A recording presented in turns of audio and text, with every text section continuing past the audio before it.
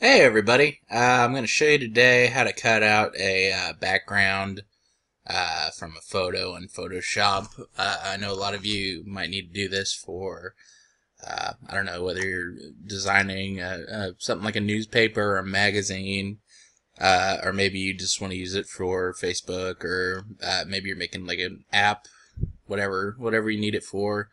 This is an easy way to do it. You'll see here I'm using just a plain photo with a white background just to make this a little bit quicker. And honestly, if you have, I'll show you a cool tool here. If you have like a white background like this, if you just go up here and click on the magic wand, you just click and hold this and you'll get this option here for magic wand tool. And then you just click on the white part. It'll basically just outline everything for you. It's real quick, real simple. But today I'm going to show you the slower way to do it, just so you know, because most photos you're cutting out probably aren't going to have that perfect white background there. So what you'll do is you'll go to your quick selection tool right there, and you're going to select whatever size you want. Obviously you don't want to go too big. That's a little too much. But we'll go with this here, and it's real simple. All you have to do is just click in the area that you want to cut out, and you'll see the little outline appear. And it should just kind of fit to whatever you're cutting out here. Now, if you have a really complex background, with that's similar color to what you're cutting out here,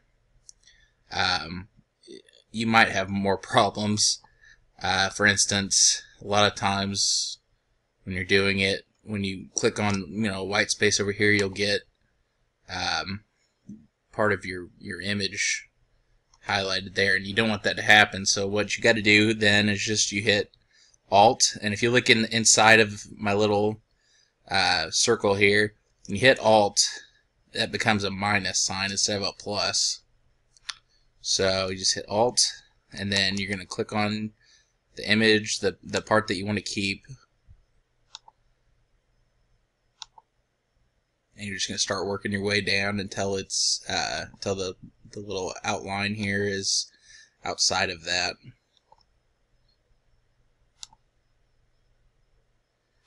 And you can get very detailed with this. Zoom in and see the different little aspects of it.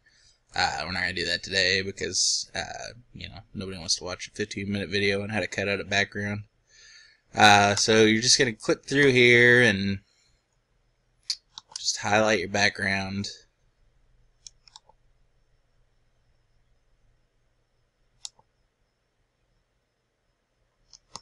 And that should be it. There we go.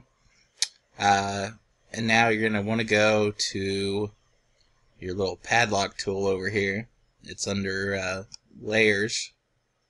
You're going to double click on that padlock, and that just creates basically a new layer. And then you want to go to select, modify, and feather.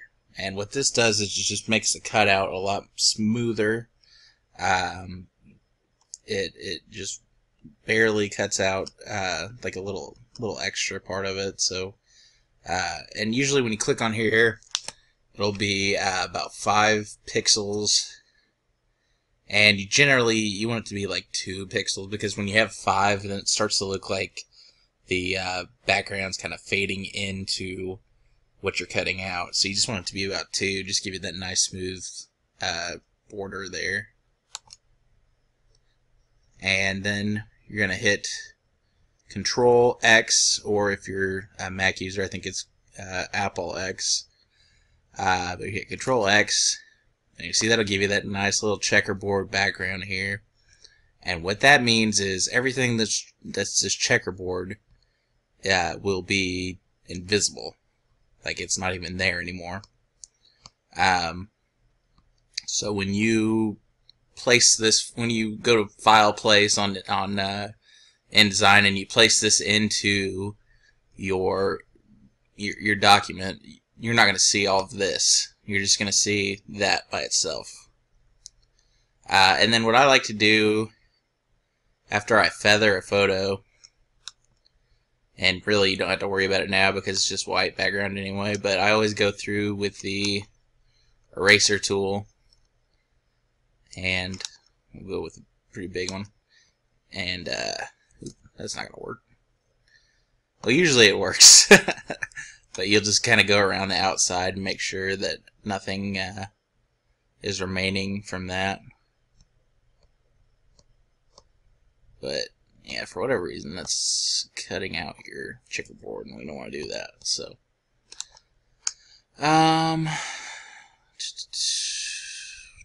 so then you're just gonna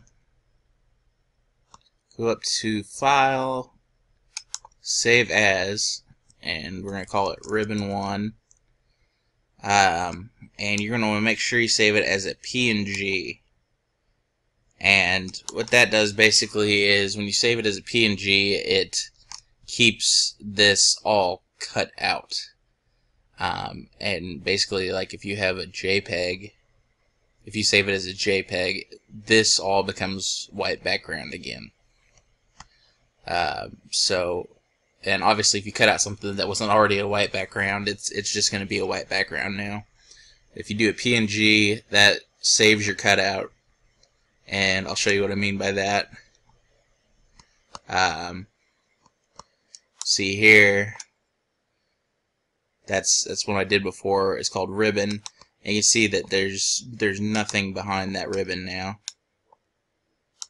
So it's just taking on whatever color is behind it. Whereas if you saved it as a JPEG, it would look like that. It would still have that white background.